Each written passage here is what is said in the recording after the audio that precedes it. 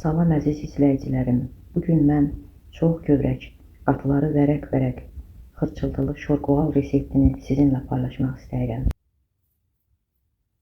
Bunun üçün götürmüş olduğum unun üzərinə 1 yemək qaşığı duzu töküb qarışdırıram.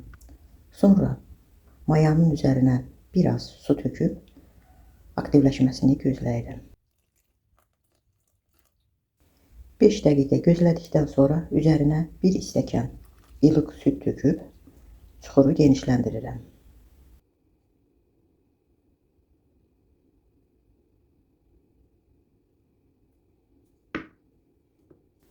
Sonra isə üzərinə 3 xörək qaşığı qatıq tökürəm.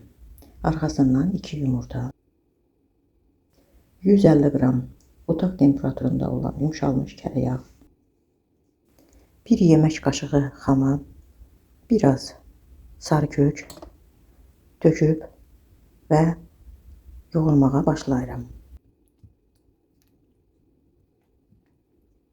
Qeyd edim ki, unumuzun miqdarı 1 kiloqramdır. Xanımlar, mən xəmirimizə nə duru yağ, nə də ki sirkə tökmədim. Belə bir yumşaqlıqda xəmir hazırladım. Sonra isə üzərini bağlayıb mayalanmasını gözləyirəm. Kənarda götürdüyüm stəkan yarım unun üzərinə 1 yemək qaşığı razyana, 1 yemək qaşığı cirə, biraz sarı kök və 1 çay qaşığı duz töküb qarışdırıram.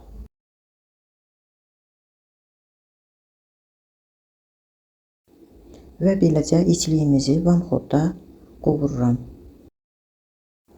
Sonra isə üzərinə biraz kərə yağ töküb qarışdırıram. Qeyd edim ki, mən videodan əlavə biraz da kərə yağdan istifadə etdim. Kənarda isə 250 qram yağı əridirəm. Xəmirimiz artıq mayalanıb. Xəmirimizi 9 bərabər kündəyə bölürəm.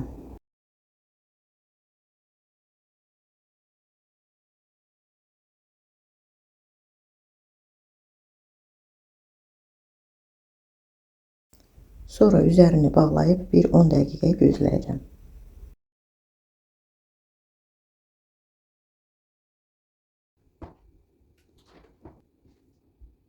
Və kündələri bir-bir yayıb kənara yığıram.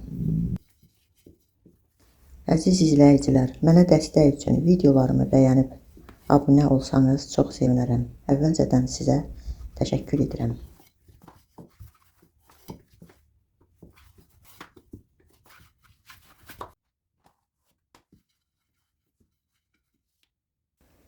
Yaymış olduğum kündələri əlimlə çəkərək biraz da böyütməyə, naziltməyə çalışıram.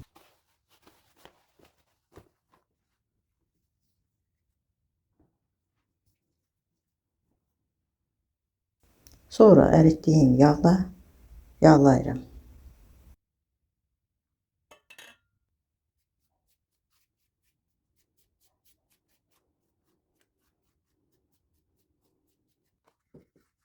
Beləcə açmış olduğumuz xəmirləri yağlayaraq bir-birinin üzərinə yığıram.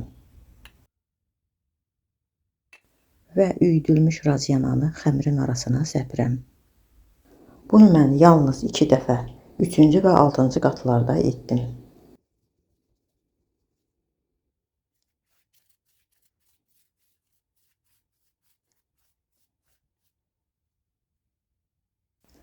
Əvvəlcə xəmirin kənar çıxıntılarını kəsərək götürürəm.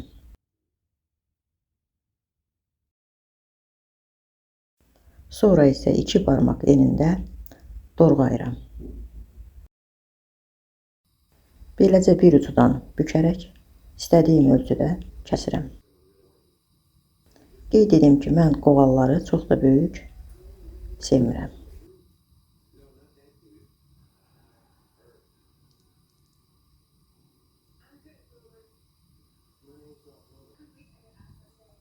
Kənarda qalan kiçik hissələri də birləşdirərək bükürəm.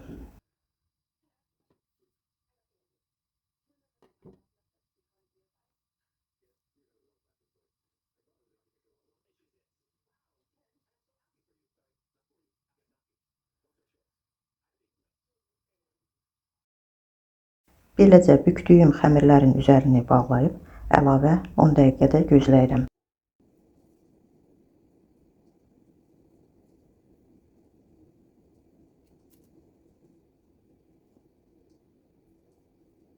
Qovalın içliyini doldurmaq üçün əvvəlcə kənarında olan xəmiri çəkərək ortasına bərk birləşdirirəm. Sonra isə əlimlə belə çəkərək böyütməyə çalışıram.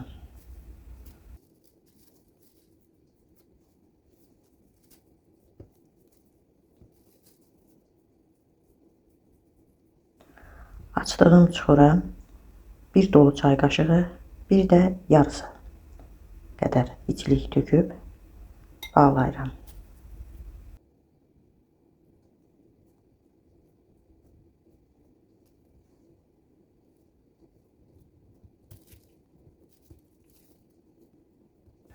Və tərs üzündən beləcə basıb düzəldirəm.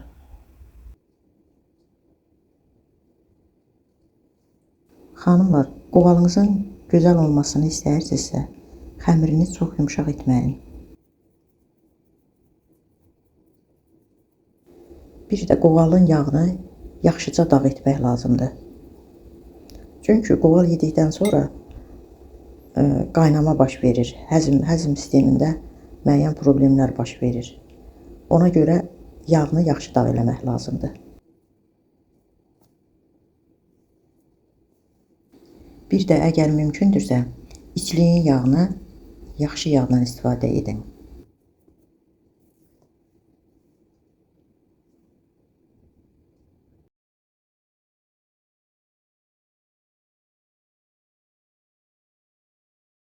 Beləcə hazır olan kündələrin üzərini bağlayıb əlavə gözləyirəm. 20 dəqiqə gözlətdikdən sonra kənarda hazırladığım yumurta və süd qarışığını qovalların üzünə yaxşıca çəkirəm.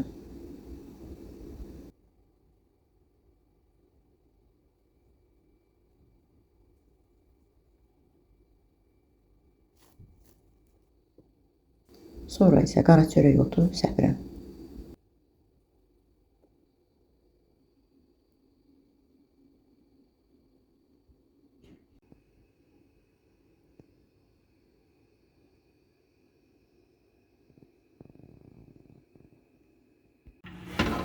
Beləcə sobanın dərəcəsi əvvəlcə 170 dərəcə, bir 10 dəqiqədən sonra 150-yə salaraq üzəri yaxşıca qızarana qədər bişirdim.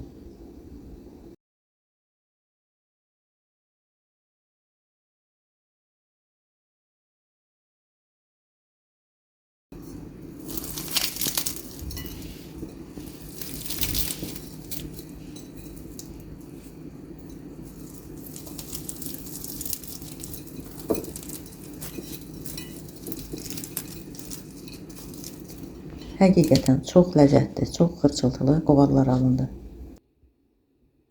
Videomu bura qədər izləyən hər kəsə ayrı-ayrılıqda təşəkkür edirəm. Göz haqqınızı halal edin. Hələlik bu qədər. Yeni videolarda görüşənədək. Sağ olun.